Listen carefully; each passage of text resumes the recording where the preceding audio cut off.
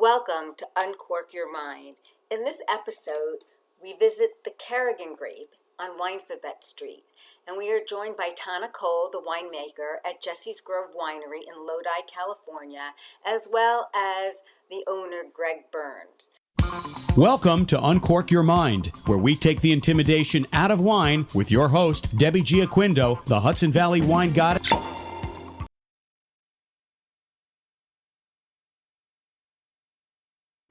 She's going to do some introductions and then she's going to... Hey, everybody. Welcome to this month's episode of Winephabet Street. We are excited to bring you the letter C this month, and we are talking Carignan with Tana Cole and Greg Burns of Jessie's Grove Winery in Lodi. So welcome. We are thrilled to have you. So we're going to do just a little quick round of brief introductions. So for those of you who do not know, I am your co-host, Lori. My husband and I own Dracaena Wines in Paso Robles. I write an award-winning blog and produce a podcast under Exploring the Wine Glass. I am a UC Davis winemaking graduate, along with a champagne specialist and sommelier service, Côte d'Aron, and currently in the Spanish Wine Scholar program. Keeping fingers crossed. I'm getting nervous because the test is coming up soon. So, Deb, why don't you introduce yourself? I'm Debbie Giaquindo. I'm a certified specialist of wine, a wine location specialist in port and champagne, and a certified sherry wine specialist. I'm known as the Hudson Valley Wine Goddess. And I also am an author of the book, Tapping the Hudson Valley, Day Trips and Weekend Itineraries, visiting the Hudson Valley wine region and their craft beverage producers, farms, restaurants. And I own a restaurant in Wildwood, New Jersey, or North Wildwood, New Jersey, called Trio North Wildwood. And we kick in our 6-day work week starting tomorrow until September. So, and I'm also chairperson of the Hudson Valley Wine and Spirits Competition. So, wow. And today, I don't want anything else added to my plate. Yeah. And today we are inadequate. No. Just a winemaker here. Just a winemaker here. That is plenty. That is absolutely plenty. And today we need to be thankful to Michael Kelly, who gave us this introduction. And we have Tana Cole and Greg Burns of Jessie Grove's Winery with us to discuss Carignan and all the beauty that it is. So welcome.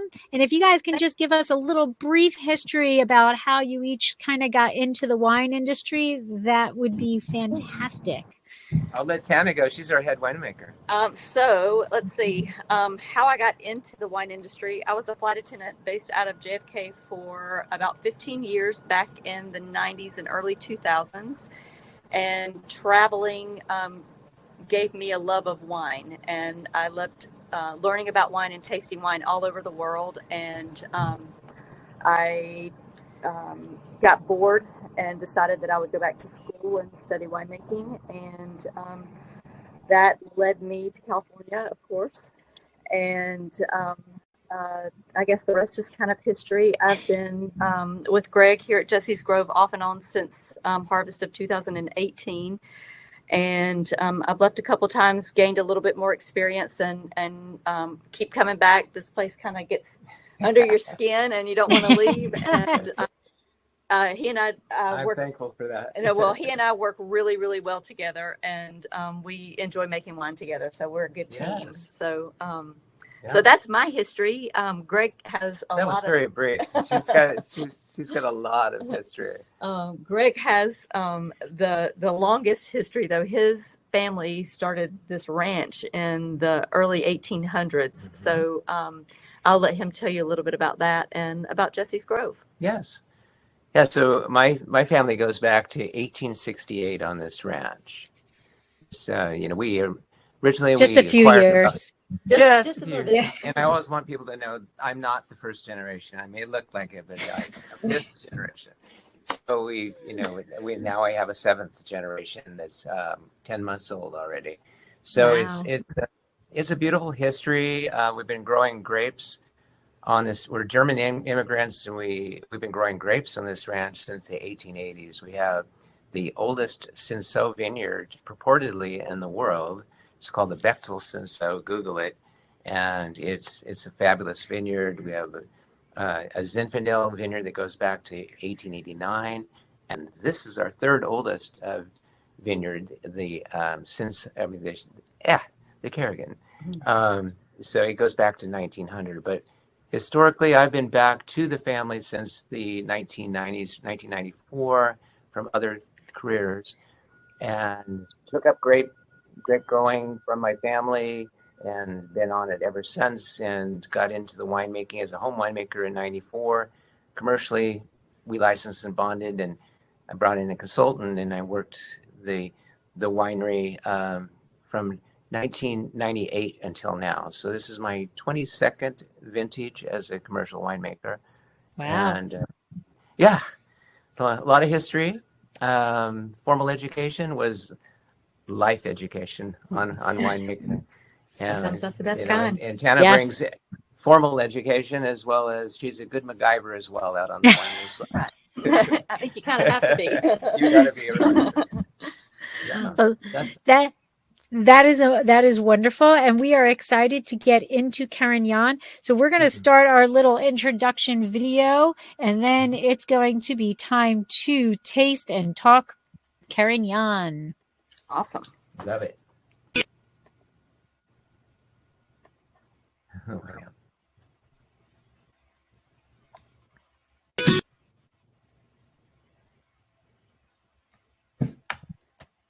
Deb, I'm having technical difficulty. Yeah, I don't know why.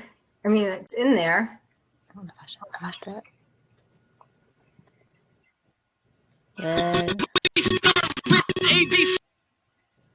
I don't know. We're going to have to... You want to try it? That was mute. Me, it says in order not to interfere with the video's audio signal.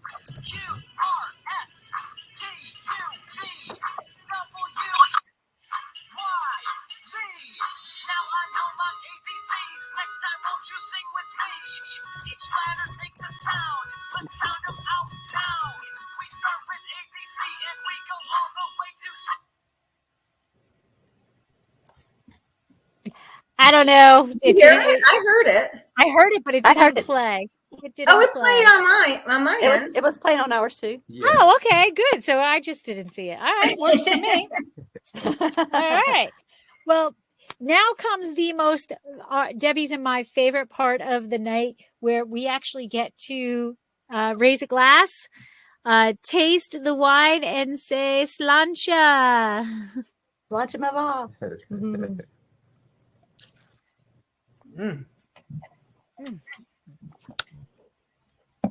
That's really nice. Thank you. That is beautiful. That is beautiful. Wow. That's our 2019 vintage. Wow. It is. Wow. It's one of my favorite. It's one of my favorite things on the ranch. And Yeah. if you ask me about another vineyard on the ranch, I'll tell you that that's my favorite too. But they're like children. There's reasons to love them all. Yeah. I get it. And Carignan, I think, is such a special grape variety, and not a lot of people have tasted it, have had it. It's not a grape variety that rolls off of somebody's tongue like, oh yeah, this is my favorite grape variety. But I love it. I think that it is an unsung hero in my opinion. Absolutely. We do too. And we're finding more and more winemakers who want to make wine from our vineyard. I mean, every year we can't grow enough of it, but there's only so much of it because it's 122 years old. Yes. Yeah. It's only an 8-acre vineyard. That's it? Yeah, 8 just 8 acres. acres. Yep. Wow. Wow. It's a good producer. It's for the antiquity of those vines at 122 years old. We still, as the grower side of me, we still have to thin and light canopy, do all the normal Wow. things. Yeah. And it's very, very much deficit irrigated. You know, it's spent most of its life with zero irrigations. It's and the vines are over 6 feet tall. They're huge. They're like Oh trees. my goodness. They really are. They're enormous. Wow. What's their The width curve of, is like it's Yeah. like I don't know. Can you see? They're Yeah. like this. Yeah. The Oh my leaves too. The leaves are enormous. Yes, the leaves They're can be like- this big. Yep. Like almost dinner plate size. Yes. Uh-huh. Yeah. wow. It's beautiful. Beautiful. Wow. Jeez. So we the forget- winery itself dates back. You kind of briefly talked about it, but Joseph Spenker. First of all, he rode cross country on a horse, like Yes, you know, in 1862. So I don't know. You know, all I could think about is, man, my butt would be so sore. Yes. You know, and I love horseback riding, but that's a lot of riding. That's a lot of writing. And But he he survived that. yeah, and he came to California, you know, in hunts, you know, of the gold mining. I wanted to be rich, but he kind of failed there, but was successful Yes. in another route. So can you kind of tell us how he pivoted and how this plays into role into your history? Oh, absolutely. That's one of my favorite things is talking history. Outside of drinking wine, of course. But yes, he's one of 6 brothers in Germany. He wanted to come to California because in Germany, in northern, he was up in Elmshorn, Germany. It was very small, and he knew that there wasn't much opportunity individually. So he decided, I'm going to go all the way to California, where they're scooping up the gold off the ground. So and then I could buy all the acreage I want. So he spent 3 years. He came to the U.S. alone at 17 years old, spent 3 years on the East Coast learning the language. As you said, on horseback, he hooked up with a wagon train and 156 days across country to Stockton, California, which was the gateway of the Delta waterway system for everybody that was getting into mining. He went to Murphy's. After he spent all of his money outside of what he had, plus his horse, and went to Murphy's, and he mined, and he got stiffed on the fool's claim that many others had. It was just like, this didn't pan out. Brag about it all you want. He believed in it. He gave up his horse to mine. 3 weeks into it, the old timers told him, "Son, you've been taken advantage of. It will never pan out." He realized it. So now at 18, 19, 20, probably 20 years old at this time, he walked the Murphy's Grade Road to Stockton, which would by car takes an hour and a half, an hour plus. So he was walking. He had $1.29 in his pocket. Caught a ride on a wagon for $1. 29 cents in his pocket. He ended up in Stockton, went to work for a farmer, and the farmer recognized his talent, made him a foreman. He was making $14.50 a month, room and board. Wow. You know, as he built his integrity in confidence with his boss, he found that he saved every dime he had, and he went to the general store and bought all the supplies that he saw that they needed in Murphy's to survive as gold miners.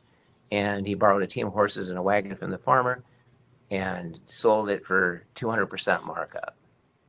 Over the course of the next couple of years, he owned his own teams of horses and wagons, and eventually he was able to re-embark on turn 29 cents into 1,500 acres of land.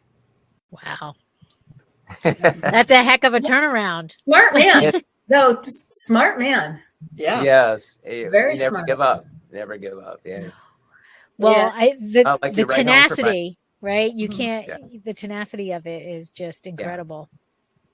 Because Yeah. he is the matriarch of the ranch. You know, he's the one that defines what we're about, and his daughter Jessie carried that legacy forward in her generation and preserved what he started here. The home ranch was bought in 1868, and he met his wife. He met his future bride he was settled. Now he needed to marry because he wanted to start a family, and he met her at a wedding. He married her the next day. Mhm. Wow. Wow. There's the whole nother story there. It's my mom wrote the book of the family history, which spans 150 years from Elmshorn and Dargen, the two cities of northern Germany that they didn't even know each other. They came here 10 years apart. She came here via the Transcontinental Railroad. The tracks east meets west were only 10 days old. And when she crossed as a freed indentured servant to come to a wedding in Stockton and start a new life. And they met, they were married the next day. And Wow. Wow, Yeah. that's pretty incredible. yeah, it's quite a legacy. Like I said, my mom's book is a very celebrated book. It's in So would Jessie be your mom's grandmother? great grandmother. Yeah, Great grandmother. actually, Jessie would be her grandmother. Her great grandmother would have been Anna. Okay. Anna was the indentured servant that married Joseph. Right. So Jessie is your wife's grandmother. My Mother's. my mother's Oh, grandmother. Yeah, her- I meant your mother's. Yeah, your mother's grandmother. Uh-huh. I need Yeah. an org chart. No, Yeah. I Okay. know, I know. So your great grandmother. Yes, your Okay. great grandmother. yes. Okay. You know, Wow. and history is relevant everywhere we go. Tana and I are working with a wonderful, dear set of friends to reface and to re-embolden the value of the history this year. Yep. Yeah. And we're making headway. What do you think? Absolutely. Every day. Makes our Every heads day. spin, doesn't Yeah, it? it does. Every day. Yeah. That's so much history. It is. It's That a lot. I mean, that really is. And I mean, and Jessie, just her values, her virtues carry on her father's legacy down now generations. Yep. Yes, she did. Absolutely. Yep. She was a one-woman band. She was instrumental in women's suffrage, the right to vote, everything. A force to be reckoned with. A force to be reckoned I with. love it.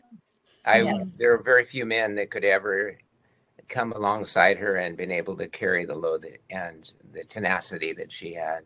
And the story is intense and immense. My mom, I'd be remiss if I didn't say that my mom, who's now 91, is the one that tells the story, that history. She, since COVID, she hasn't been back out here, but she would sit with groups, 10, 15, 20 people. And for which it will be on our website soon. We had it professionally done, telling her stories, and she tells it in first person character voice. The heroes and villains all the way through the history of Joseph and the history of Anna, all the way to the present. Yeah. Oh wow. And this is one of her favorite wines, by the way. So she has good taste too. Yeah. Actually, she does. She really does. does. Yeah. So, and additionally, you have like a framed legal document from Ulysses S. Grant.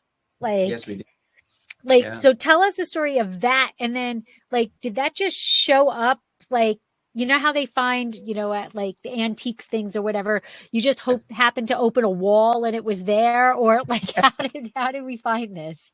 We have so many things that are historical just in our tasting room, and we're trying to decide how and where we're going to put all of this stuff. We even have a museum that's out in a barn that has old farm equipment that's not just irrelevant old farm equipment. It's actually things that are really interesting, along with pictures of people doing things. I mean, it's really kind of special. Not just everywhere has this kind of thing. No.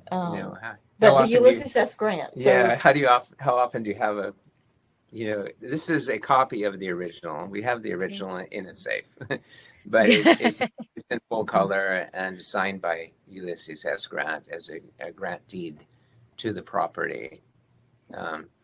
It's very special to carry that kind of history back in time. And did you just find it randomly, or was it passed? Was it held coveted and was okay, pass this from generation to generation? Well, when my mother took on the mission to be able to put the 150 years of family history together, that it was the art of discovery. her aunt, which was Jessie's daughter, and my great aunt, Vera Perrin. Vera collected everything, but primarily she collected the family history from her mother Jessie and from her grandmother Anna, and she carried that into her. She lived to be 103 years old. Wow.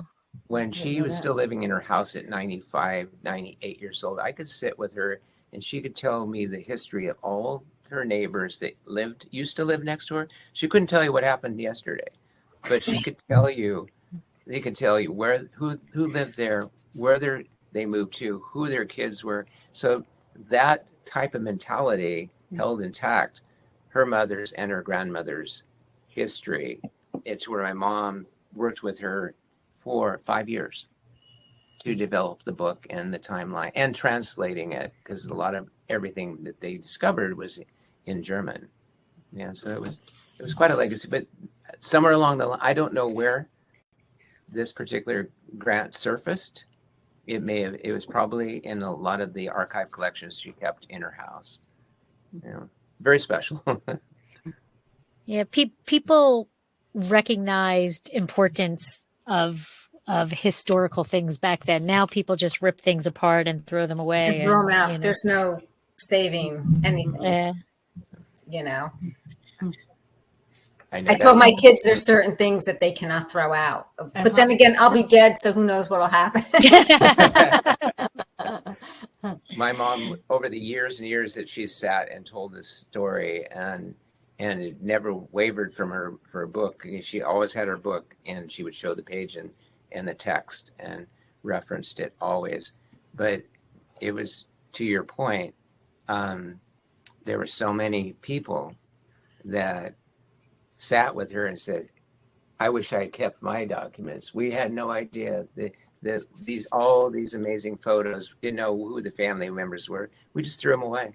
Yeah. We said, once it's gone, it's gone. Yep. Right? Yep. That's true. Look at the legacy of your family. They've been here a long time. Tell us how long you've been in the States, your family. Well, they're from the East Coast, or Debbie, you're from the East Coast? Yeah. So we both are. Yeah. So your family probably goes back a really long way too. My family helped settle Massachusetts in the 1600s. So, oh, wow. Yeah. So I'm a newbie. So a long time, right?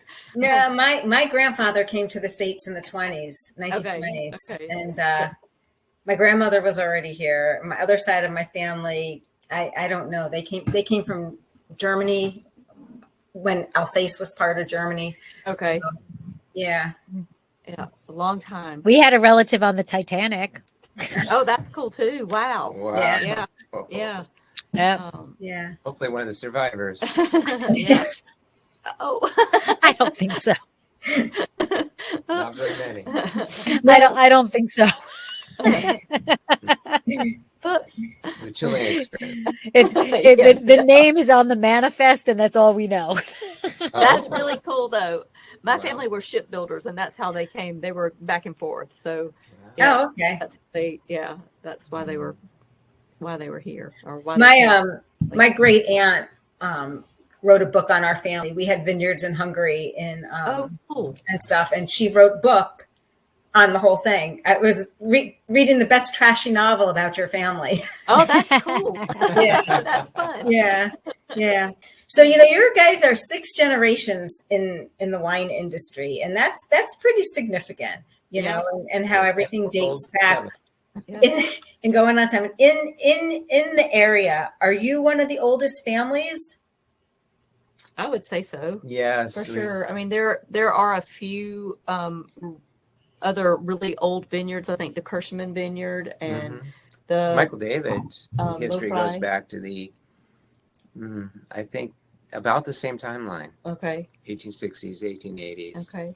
Yeah, there's about 3 or 4 families, and the Metlers as well. Okay, the Metlers. Yeah. Oh, wow.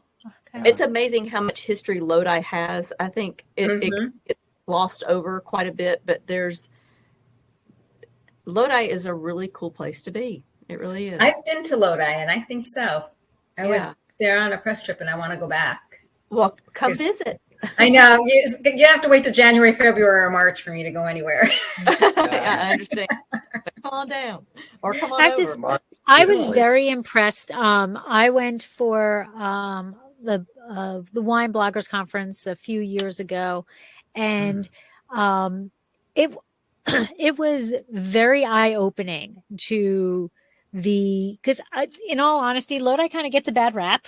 I agree. They get a bad rap, and bad raps occur because people get one concept in the mind, and that's what takes off, and people don't really experience it.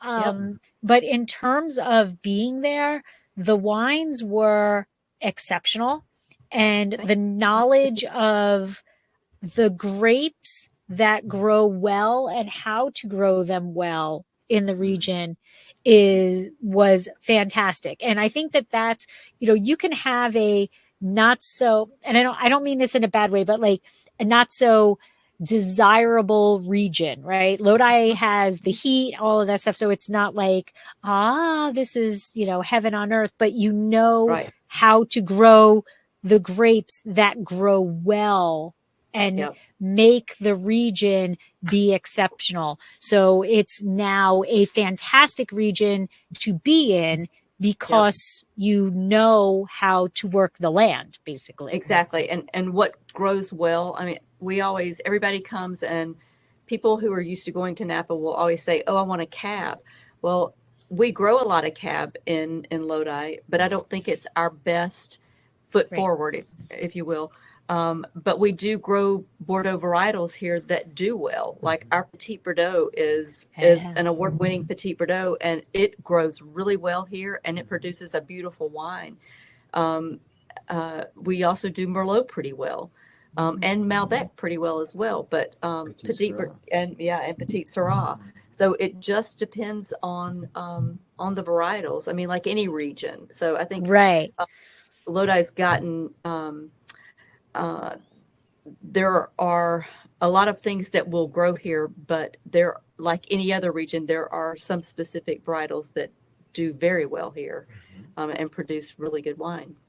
And I think that Lodi takes their region so seriously. And I love the fact that you put on your own stipulations of what makes categories, like the Lodi rules and all of that. You take what the TTB, what the AB, all of that stuff, and they have all their own regulations, and then you guys are like, that's good, we're going to follow those rules because we have to, because it's governmental law, but we're going to make these rules to make sure that we're producing the best quality wine that we can in that. It's important. Fun. It is. It is important. Yeah, I agree. We I think it was from the 1990s forward when the Lodi Wine Grape Commission really got some momentum going. Then we got away from the big winery format where we were the filling element to hit the big bulk programs, and we know who we're talking about when we say those big wineries. And that transformation from from the early 90s into late 90s, when we came aboard in 1998 into the early 2000s, and Lodi rules developing from there, we've evolved probably faster than most regions, because other regions like Napa Sonoma already had their signature. They are who they are. And they were hard to compete against, and we had no opportunity to be comparable or compatible. But by the early 2000s, there were a lot of wineries in Napa Sonoma that were sending fruit from over the hill to them from us into their programs, and in their own Lodi appellation wines under their forte. Well, Lori, you're in Paso, so how do you feel about Paso and seeing that region grow up? Because that's kind of it kind of started that way, and now Paso has moved up in the world as well. Yeah, it is. it's exciting and scary at the same point. You know, we have people who are moving in that it's, you know, it's good for the community, but is it good for the community? You know, and there's that worried essence of, you know, we want to be Paso and we want to remain Paso, and are we following in the footsteps of other regions that we may not want to follow the footsteps in? You know, so it's an interesting time.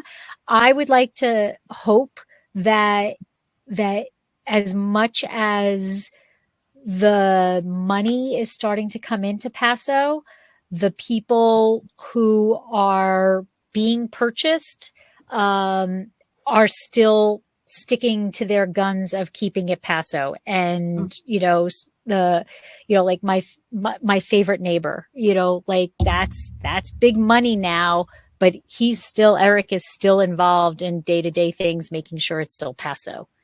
And that's what I hope continues as we do it. But yeah, as a region becomes recognized for having quality fruit, other people are going to come in and want that fruit. And, you know, Lodi fruit, Paso fruit, no matter how phenomenal it is, it's at the moment cheaper than the other, you know, than Napa Sonoma fruit. So those wineries are going to say, my gosh, this is a bargain. I can make double gold wine. I can make 90+ point wine for significantly less dollar. Why not take that fruit? That's exactly where we're sitting with our ancient vine fruit. And like the Carignan, we have winemakers knocking on our door that say, you know, can we please have some of your fruit? We want to make some Carignan too. Or from our ancient vine Zinfandel, we want to be a part of that vineyard. And there's only so much. Right. And we vines. So many bunches. and I mean, that leads me right into your Cinsault. Like, oh my God, that Cinsault, like, bow down and praise whatever entity you pray to for that Cinsault. You know, I mean, the Betchold Vineyard is the vineyard for Cinsault. And, you know, we have Turley that makes the Cinsault from there. And it's incredible. It's beautiful. Yep. Tegan does a beautiful job. Yes, he does. He also gets the Carignan, right? Yes, he gets our Carignan. Is it this? Oh, see, I didn't know that, but I love that wine too. Under his own label, under Sandlands. Yeah, that's right. Sandlands is his own label. Amazing guy. I would be the first person who wanted to listen to him to be interviewed. Yeah. He's brilliant. He's personable. Passionate. Committed, personable, and, you know, it's just like his boss Larry Turley. He stands out in the crowd. He's tall. Our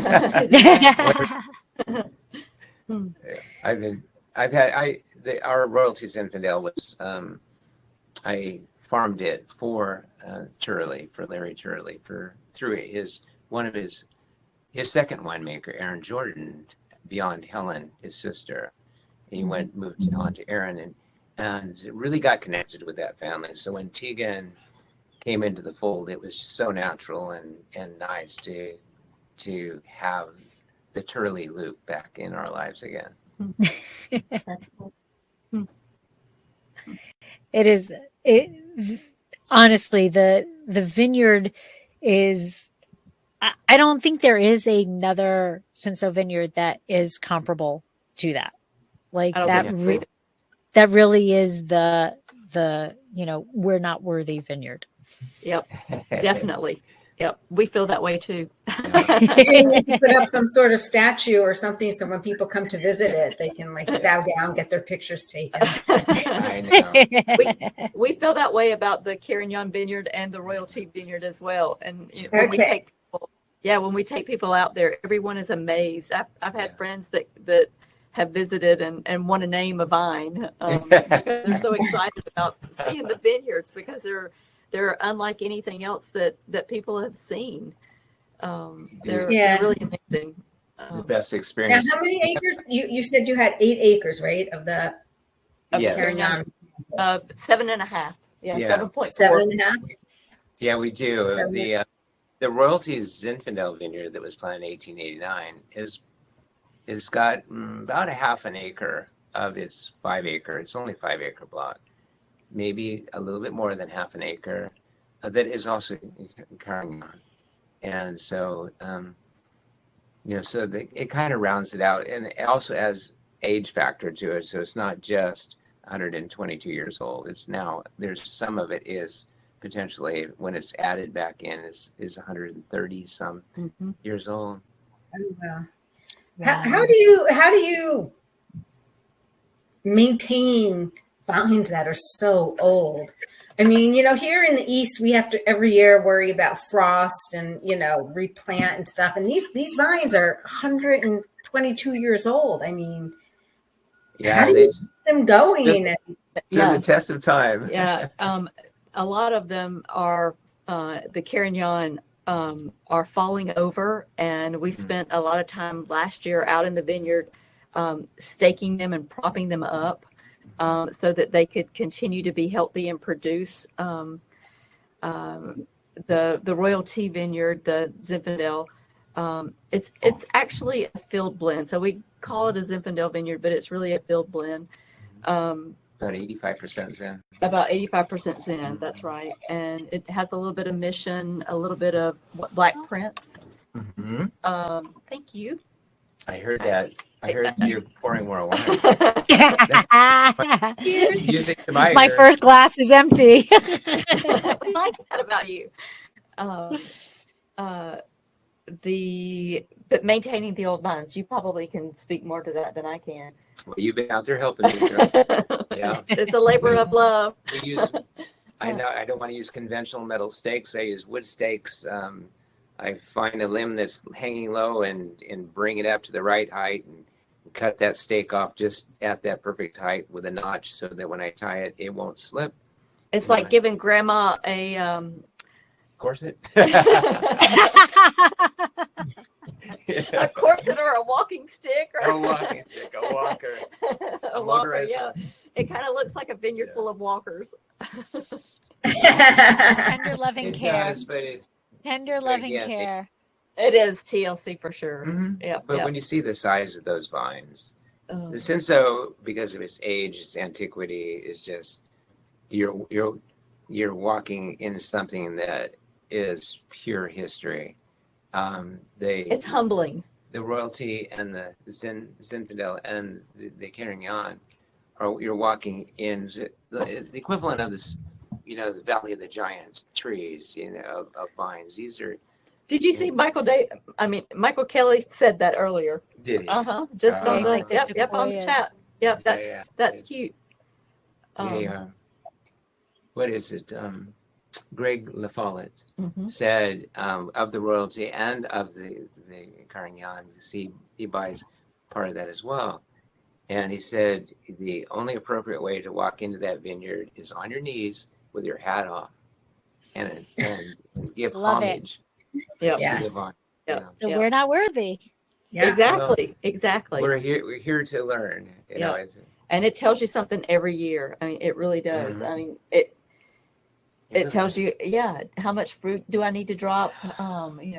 When do I need to pull these leaves? Yes. And it continually educates me. I mean, this is 30 plus years of growing, and every year up until the last 5 years, I think it was a humbling experience of, oh, did I get that right? No, I don't think I did. How do you get the best from these vines? And now I think we're into a vein of communication and or a language that the vines and we speak together. I think so too. Yeah. Yep. Well, It is. I'm going to like that. say that this 2019 Carignan, which there we go, spoke well to you and you spoke well to it because Because it speaks well to us. and it has carried over to speaking very well Yes. to us, as Debbie said, because this is beauty in a glass. Mhm. Oh, Thank you so much. Oh my gosh, it is. So can you talk us through the vintage, what it was like to make the wine, what you look for, when you're making making the final product, tell us through how from vineyard to bottle what you had to do for this beautiful wine. So grape to glass. Yeah, from grape to glass. So it's usually one of the last things that we bring in. It's one of the things that ripen the latest. So it's typically I don't know what number this one was, but I looked up to see what the 20 was. It was the 44th thing that we brought in that year. So it's one of the last. This was the W19037. Okay, so 37th, it was the 37th. So depending on how many lots we bring in every year, it's usually one of the latest. It's late ripening, and it hangs there until the last second, until we just decide it's time. It's sugars are right, and we're happy with the way that it looks and tastes, and we bring it in and just give it some love, and then we let it age. I think Michael was asking how long do we let it age, and we let it age for about 18 months, and this vintage only has between 5 and 10% oak, so we're very light on the oak. This year seems to taste a little bit more acidic than others. Is the oak a couple years old?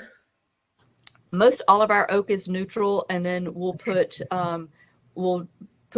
just a small percentage on some new oak, and we'll just use that to blend back in until we figure out exactly what we want. Carignan's also a really good blender, so we'll use a little bit of Carignan to blend back into some Zen or something else that we want that spiciness to, or a little bit more fruit to add to anything else that just kind of needs it. And we just work our magic and in the blending room.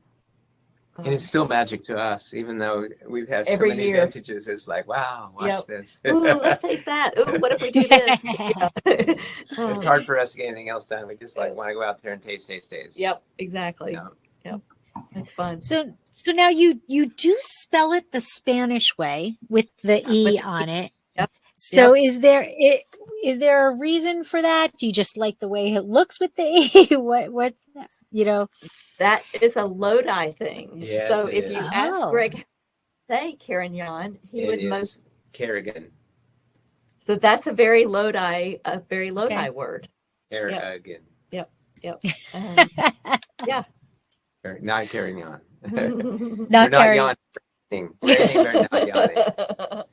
Yeah, it was. I've had so many former salespeople they called it everything under the sun, from carry-on luggage to whatever. It's carry-on luggage. I love it. There were 3 names that I was going to give my daughter, who's Jessica, the mother of the 7th generation. And she became Jessica, but Megan was in the hunt, but also Carrigan. Wow. If she become Carrigan, she would have a real identity crisis with nobody can get my name right. And I think that honestly, in marketing, that has actually hurt its shelf space because people don't know what it is. Yeah, it does have. And it does go by a bunch of other names as well. Yeah. All throughout the world too. Yes, it does. Correct. Yeah. Yeah. But we call it Carignan or Carrigan. Carrigan. I do. I think that has a lot to do with not just Carignan in general, but like a lot of other grape varieties in the United States. United States people, Americans want to be able to pronounce what they're drinking. Exactly. And, they're not comfortable picking up a bottle that they're like, oh, I don't know how to say this, or, why is this spelled this way, or something like that. Yep. But I mean, in all honesty, for this, I'm happy because that just means more for me. Well, thanks. Interesting side note, not side note, but the value and history of that. There's 7 different wineries that participate in this 8-acre block, but Okay. they're assigned. I look at I do the historical numbers and dissect it to pieces, and I look at how many pounds we actually are pulling from the vineyard, not in terms of tons per acre, but pounds per vine, and we allocate to the different wineries that number of vines that they're going to get this year. It's not how many rows. It could be as simple as how many vines in one row. The bunches of the Carignan grapes are enormous, and some of them, what do you think they top out at? They can. This year they're not. We have Okay. to do a walk this Okay. year. They're smaller bunches, but Okay. they can go up to 3/4 of a pound Yeah, per bunch. they're Yeah, big. Wow. I mean, that's a heavy bunch of Yeah, grapes. it is. Huh. This year they're Wow. about 0.5. Okay. So they're a third less than what we would normally see. They're still Is it- tiny. Oh yeah, they're still sizing. They're not. There's no way we. Yeah, it's close to early. grade Yeah, level. it's really early Yeah. yet, but But they stand off. They're so beautiful. With the moss and the lichen on the vines from 122 years of history out Yep. there. it's beautiful. I'm a big fan of lichen. I think it's so pretty. I do like too. Yeah, it is. You talk a lot about your Cinsault and Carignan, the vineyards and stuff. And at one point there was some confusion between the two grapes. Why do you think there was a confusion, between the grapes? Carrying on and Cinsault, Yeah. the confusion. I think they get lumped together. Yeah. Like, Maybe so. I think a lot of perception is that they were used in the past as like filler Mhm. wines and oh, instead of as separate varietals. And we just happened to be lucky here that they didn't get pulled out Mhm. and that we Yeah. have the opportunity, to continue to make them as single varietals. And but Greg started the tradition, I guess, of making them as single varietals. The first vintage, I went back in time. The first vintage we made was 2003. Ah, interesting. Wow. 4, Okay. 5, 7, 8, 9, 11, 12, 13. That's a lot of vintages. That is a lot of vintages. Yeah. There was a 32-acre block that's the Merlot now Okay. that was right next door. And very few things in my family ever always agree on, but we were tree huggers when it came to that vineyard. We did not want to eliminate that 32-acre block. But it was a 1930s, 1940s. No issues, no vine decline, no viral incredible. issues. But age matters. This vine with its 100 century mark plus was night and day. I did back then I did a side by side. I wanted to do the Hail Mary, at the football game when you're behind and you're going to throw that last shot and it's into the end zone and hopefully somebody's going to catch it, right? Well, it didn't catch. We took the 32 acres out because it could not carry the antiquity of the flavor profile. Oh, wow. Yeah. Yep. That's something that's also we find interesting about the Carignan, the Royalty, the other ancient vine, or not ancient vine, but the other old vine vineyards that are here are the intensity of the fruit.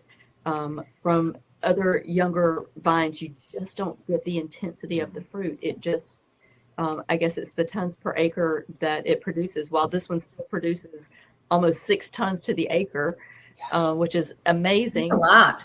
Yeah, it is. It's a lot, but the Grandma on intensity of steroids. yeah, no kidding.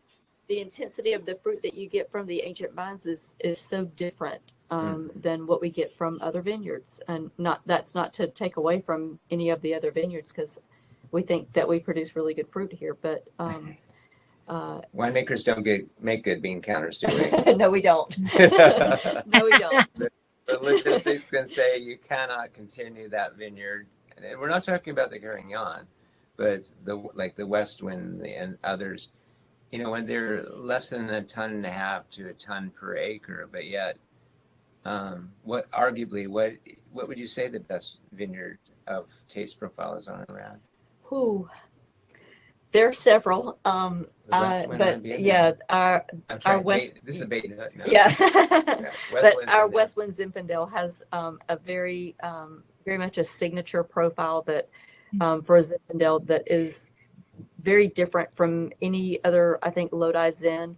I think Lodi Zin carries a signature, and this one doesn't carry that signature. And that's not to take away from any other Lodi Zin, because we grow a lot of Lodi Zin.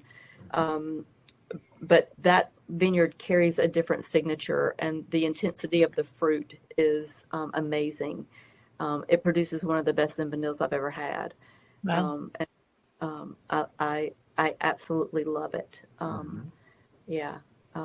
But I think we do Petit Verdot really well. I think our Petit Syrah is amazing. Our other Zins are really good.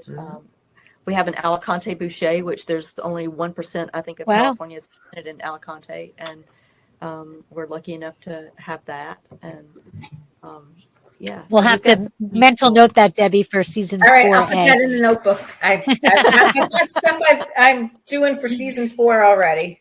There you go. Yeah. Elegante, okay. So bringing it back to Carignan, your Carignan is Invaso or head trained. Is that typical for?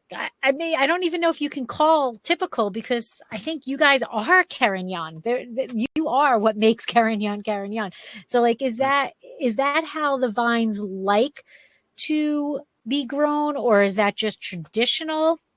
What are the benefits of Invaso or head trained? I like the Invaso. I do word. too. Yes, and that is more indicative of what it is than head trained. But it's wire was never introduced until the 1950s, 60s, somewhere in there, I think. Never became a signature aspect for putting trellising in until then, in the 1960s, 70s. So it's there was only one way to grow vines. Is it a better system?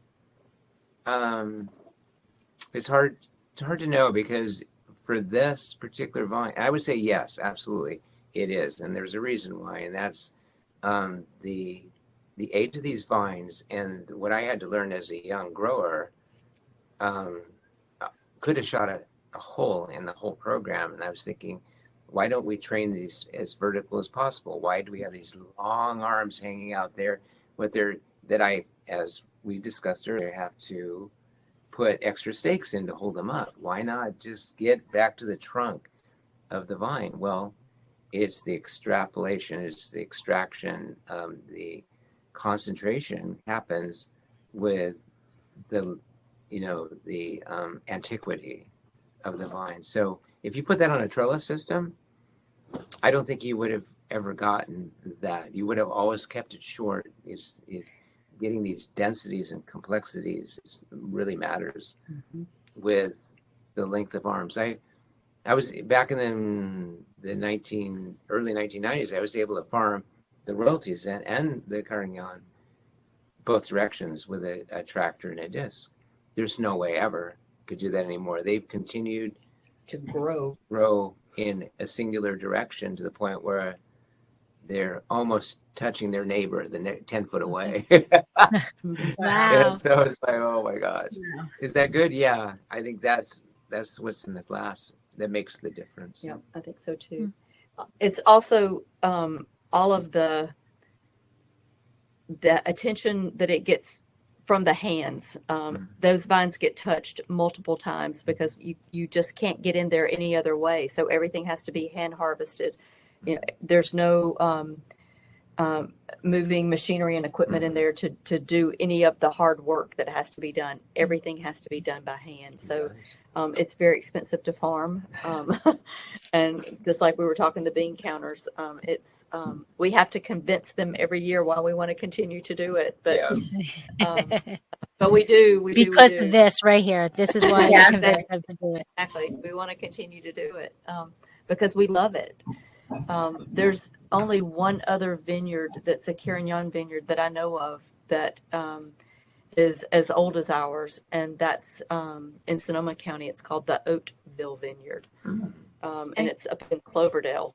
Okay. I think it's mixed in with the Zinfandel Vineyard. I'm not sure if that's true or not, but there's other grapes that grow in that vineyard besides Carignan. Is it vinified separately? Yes, it is. Yep. Interesting. Yeah. We Nancy need a Walker. road trip. We do need a Yeah, road trip. road trip. Nancy Walker, she makes a Carignan from that vineyard. Hers is absolutely beautiful. Yeah. Do we know the parents of Carignan? Ooh, do we know the parents of Carignan? I might be able to Google it for you real quick. No, I don't. Actually, I don't. I actually did some research, and I don't think they do know either. Yeah, I don't. Its origin intensity was in Spain and France. Right.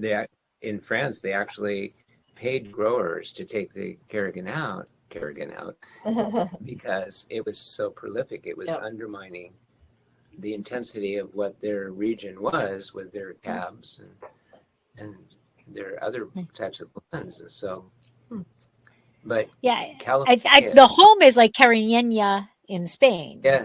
Exactly. Yeah. Yep. yeah, It also had quite a history in Sardinia.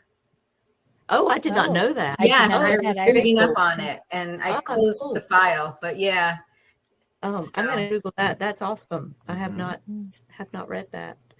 I know the red wines that come from there are supposed to be the ones that have the most resveratrol. So drink up. Another reason. Exactly. reason. yeah. Exactly. And because Carignan is a late ripener, does it pose any problems for you? Never. I don't Never? think we ever. No. We have no issues with any mold. I mean, the fruit comes in every year. It's some of the most beautiful fruit that you could ever see. It's almost 'Cause like it is susceptible to all that, the powdery mildew, the downy mildew, and all that. mildew is his biggest weakness, and it's if you have any mildew pressure on your ranch, you better check there first. Okay. And so it's always problematic in that sense. It's managed and doing well in our region because we don't have the phylloxera issues with sandy loam soils. It's spared us here, but it does well. Even again, because it is the latest harvest, there have been at least 3 vintages of the last 22 for me where we're picking it in the rain. It's like you're geared up, you got your rain suit on, you're trying to spin it into the crusher, and you got protection over the top of your Sorting table. The sorting table as well as your forklift, spin dumper, and 15-20 minutes into that, the hell with it. It's like just run with it. We're soaked to the bone, but we're loving every second of it because it closes the season, but in the way it opens the value of that season too. Yep. Yeah. Interesting. So when we have a question from Michael, we are curious too. So Carignan typically, like as a single varietal, which is not very common, but you guys make an incredible one. Like, what would you say is the aging potential of this wine? Because as I'm sipping it, the acidity is magnificent. Like there's just magnificent is the only word that comes to my mind, and it's not. That is not giving it justice, honestly. But the acidity and the tannic backbone is so well implemented into the wine, and the dark fruits and the spice and the we're gonna go It's earthy. That's the earth, but it's kind of like like caramelly too. There's like a toasted caramel to it. It's so beautiful. So like, what if I can drink this now, and I'm going to drink a lot of it tonight. But what is the lay down period? What would you suggest in terms of how long this can lie down? On this 2019. I would say on this 2019, and then in general, what somebody can expect for a Carignan. You know what? I think, in my opinion, and this is just my opinion, I would say 5 to 7 years. I think because we do have a little bit more acid in this, it helps with the longevity, because it's going to soften the longer that we keep it in our cellar. But I think 5 to 7 years is yeah, I totally agree with that. okay. I'll have to pull back some of the other vintages to see how far back we can go. See how they go. Exactly. Come on out. We'll jump into the library and see how far back we can go before we. Okay. All right, I'm on my way. I'll come out for that. I'm on my way. October, November, December, I can do Monday to Thursday. Okay. Come on over. I've been known to come out for like 3 days. 4 days. We'll find you a spot. No problem. No problem. Cool. So what are the characteristics of the grape? So somebody that is new to the wine, what can they expect? The flavors, I mean, we're talking about baking spices, I think you get a lot of raspberry caramel. I got a little cigar box on it. Oh, I love that. Yep. Our suggestion, just took it. Yep. I love that, the meatiness and the earthiness of it. I think that's one of my favorite characteristics of this wine. I like it because it's something that is unexpected. If you're one who drinks a lot of cab, it's unexpected. So it's not something that people are used to drinking. And sometimes I think the same thing about the Alicante Boucher. It's a flavor that's unexpected. So it pairs well with a lot of different foods. We always say that it's one of the best ones for Thanksgiving dinner because it goes really well with dressing or Cranberry relish. Cranberry. We did a winemaker dinner that Michael helped with, and the chef paired it with venison, and it paired beautifully with that. That was something that was really nice. Michael is saying he's getting plum, fig Newton, earthiness, crushed berries, and Bing cherry. Oh, I love the fig Newton. The fig Newton, yeah. So I'm also getting, if you've ever been like to the, like to the east coast of Spain, like the Jumilla region, there's that bramble, that rosemary kind of brushness. It's like the Mistral in France, like when you smell Mistral. Yeah. Yes. Yep, I love that. I'll often say that about some of the wines here too. That's cool. That's interesting that you picked that up. Yeah, it is so complex, but not to the point where this is a nerd only wine. No, it's easy drinking. Yes. I was just gonna say it's easy. It's very easy drinking. I have that written in my notes. I mean, it's one of the two of the California characteristics of why Carignan was so popular with the big wineries was it came towards the end of the harvest cycle. So I'm talking like Gallo. It was huge. In case anybody didn't know. Yeah, I'm talking Gallo. So it was what it offered was the spice cabinet at the end of a long season. What name your varietal? You got 500,000 gallons in this tank. They have 1 million gallon tanks. It's like, oh my God. And so what did the Carignan have to offer? It had, it was late harvest, so it came later harvest. So it came in with high acidity. It came in with intensity of fruit. its fruit expression is undeniably accurate always. You can, if we aged a Zinfandel, any of our Zins, to that late of date, we would be into the prune and stewed fruit. Stewed fruit. Stewed fruit. Stewed fruit. You know, if not, the younger vines would be in the Not to strawberry mention, jam. what alcohol level would you be at? Yeah. Yep. And these, I think we're at like 14.2 here. So There's Oh. what is oh, it? our I don't have my says glasses. You tell me. 14.21. Yeah. You were off by Nice. Oh, Come on, girl. Yeah. So I think we usually bring this in and it's still at like 25 bricks. So Yeah. Wow. And now I did interrupt you. Debbie had asked the question of food pairings and suggestions, and she had mentioned that you're a vegetarian, Tana. So I'm interested in that because the big joke is I love wine, but I don't eat food. So I interrupted you. What are some of your favorite pairings with this Carignan?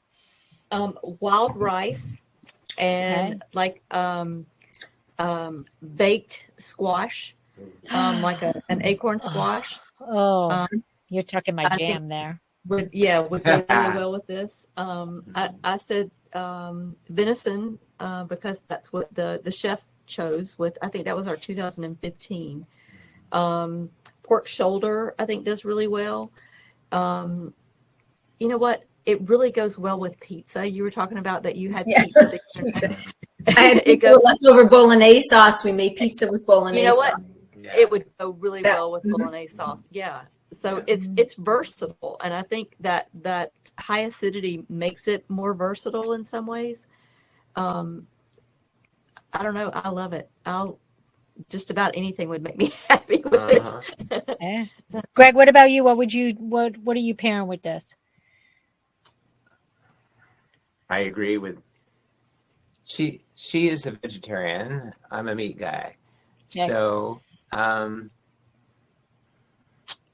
almost filet mignon, I think, would really work well with this as well. I can see that.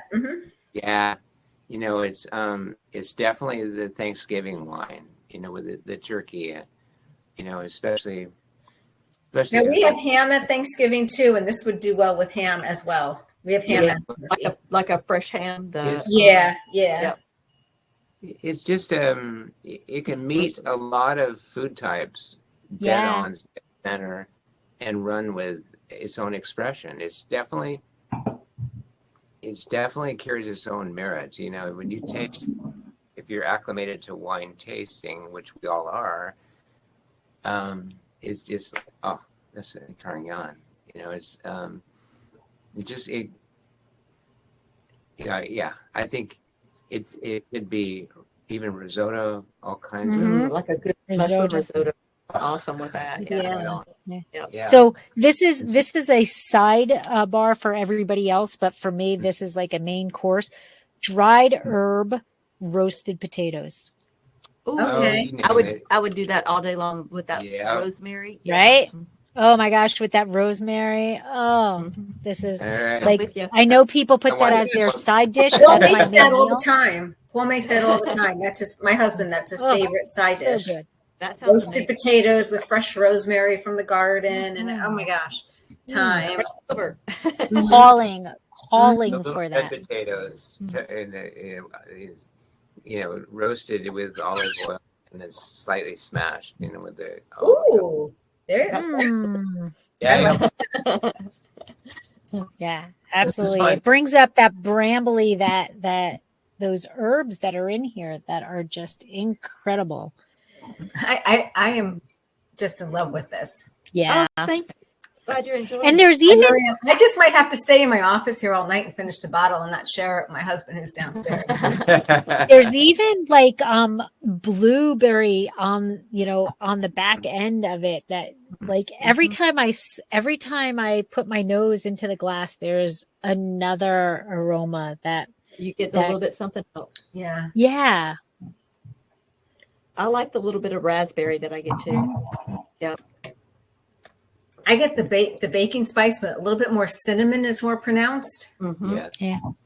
And Michael is suggesting a paella. Ooh, Ooh, I like the idea of the yes, Yes, good Michael. choice, Michael. yes, Thank you, Mm. yes.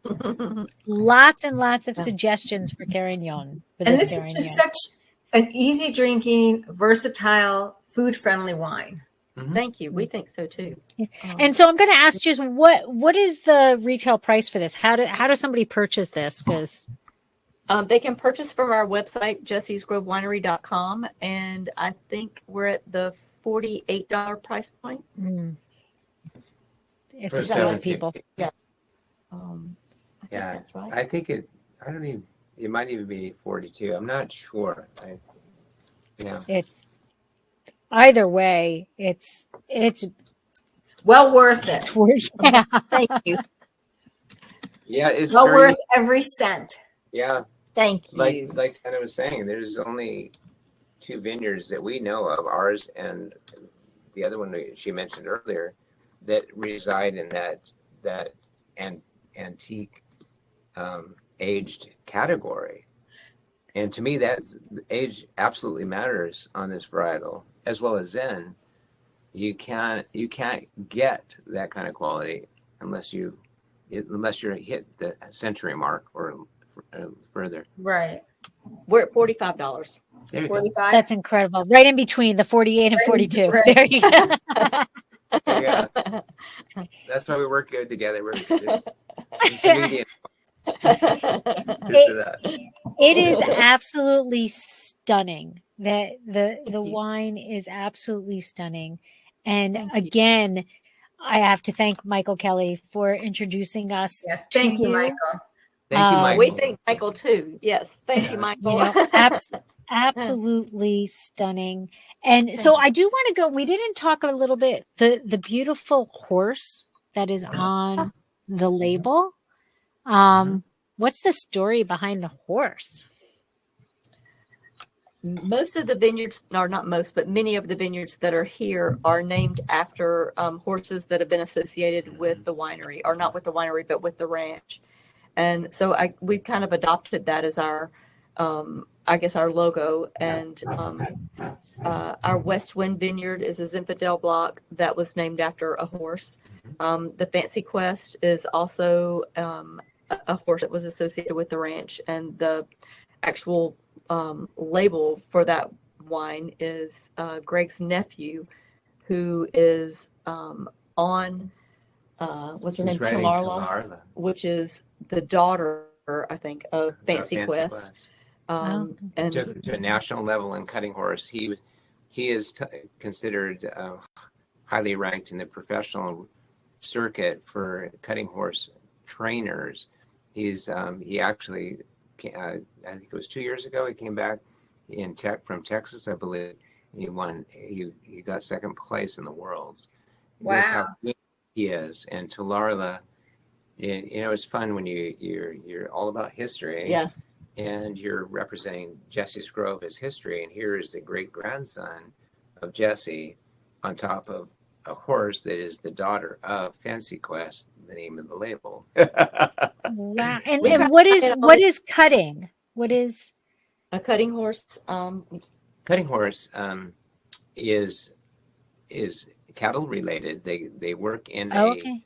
large corral, and there's a herd of cattle in there, and you have to as the rider in the competition as solo, you have to pull away from the herd 3 or 5 different cows, heifers. Oh wow. Okay. And then you isolate it down to 1, and then you're graded and judged upon your horses and your skill as a rider to dramatize keeping that one cow, her heifer or steer, away from the pack. Everybody else. And that's the wow. only thing you do is Wow. get back. And these horses, some of the deep cuts and almost the horse is almost on the ground, going left, going right, speeding the cow down the rail away from the pack and stopping, turning. It's phenomenal to watch. I Wow. had the pleasure of doing that working on a ranch and in road horses that were that geared, and that's what he does. He trains as a professional rider, and he's up in Jackson. He has the Meyer Ranch. His last name is Meyer. He has, he goes back to the Midwest as a professional, but he also takes his amateur riders, the ones that own the horses, and they go with him, and and they in the amateur version are winning top honors as well. Wow. Cool. See, I was completely off by the beauty of this horse. I thought it was Yes. like a dressage type of The horse selection there I wouldn't say signifies quarter horse that we're affiliated with. It's more a dressage type of horse, but it's the emblem itself, just having the horse emblem aspect, is because our ranch is built on horsepower, and I don't mean tractor, I mean horse. We go back to the 1860s on this ranch, and we had teams of 40 to 50 horses here all the time. That drove the big harvesters, as in wheat harvesters. It's all in my mom's book. It's amazing history, but it's amazing. So that's what we're about, and naming it after horses is just a natural occurrence. Beautiful. And so how can people find you? How can they come taste with you? What are your tasting in our post-pandemic world? Post, I love it. Yes, post. We like the word post. Yeah. Come on out to Lodi. We're open every day from 12 till noon, or what is it? Noon 12 to to 5, yeah. And then, we don't work in the tasting room, can you tell? that's their job. We're open sometime.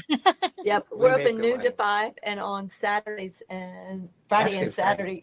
Yeah. Friday and Saturday now we're open until 7. This is brand new. Yeah, We it just is brand new. extended our hours, so that's new to us. It is new to us. And we are doing a concert series right now. We have 4 concerts left. And so every 7. other Nice. every other Saturday, 7. we're doing tribute bands. And so we've got Cripple Creek and Whiskey Dawn. We've got a Bay Company, and that's a bad company Oh, band. nice. We've got Eagles tribute band, and our last one would be a Leonard Skinner. So those are every other Saturday. Sweet. So, yeah, so Nice. find that on Yeah. our website, Jessie's. We all heard of those groups. I think Foreigner Journey was our first, and as they called Forjor, and our second was Boston. and Nice. I forget what they it's on that. And I just saw a Def Leppard tribute band that was like amazing. Oh, cool. That's amazing. It's fun. Yeah, we should We've should look that up. We've done Beatle Mania, done the whole segment of it. We've had original artists here too. We've had Shane Dwight. well, Stage White and Tommy Castro, as in the hip hop. We've had a tribute band that emulated the Temptations. Oh, that's fun. Oh, wow. So Lydia all of has- these can be purchased online? Do they purchase tickets online? yes, they Can they find it? Tell us your website. Can they find it's all the Jessie's- information on your Yep. website? Jessie'sGroveWinery.com. There you go. And can Nice they and find you simple. on social media as well? Absolutely. We're on Facebook, and we also do Instagram. And tickets can be purchased from Eventbrite through our website. So, Mhm. or from the Oh, website. awesome.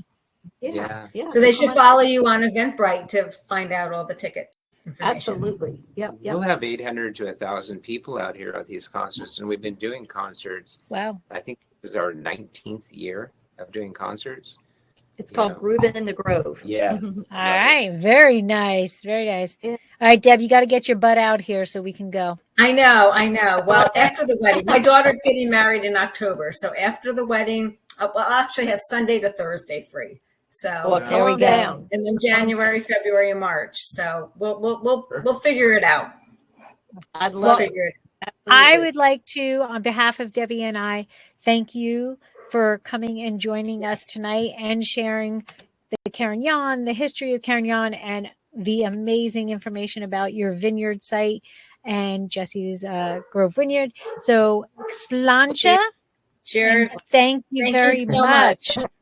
Thank you so much for having us. Thank It's you. been a Thank pleasure. you. It's our Really pleasure. been enjoyable. Thank you. It's Thank our you. pleasure. And once again, thank you, Michael Kelly, for the introduction. Thank you, Indeed, Michael. Thank you, Michael. Cheers. Bye, everyone. Good night. Bye. So much. Bye-bye.